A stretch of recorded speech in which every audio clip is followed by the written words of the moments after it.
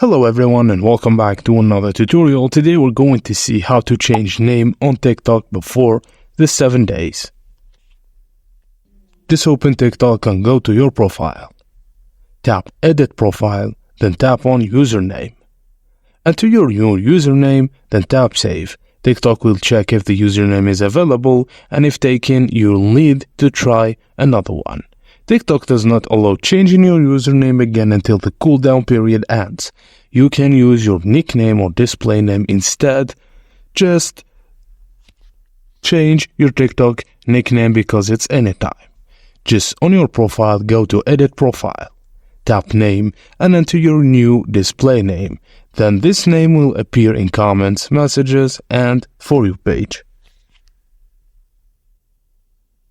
And that's it, guys. As simple as that. Thank you for watching, and please don't forget to like and subscribe for more tips and tricks like this.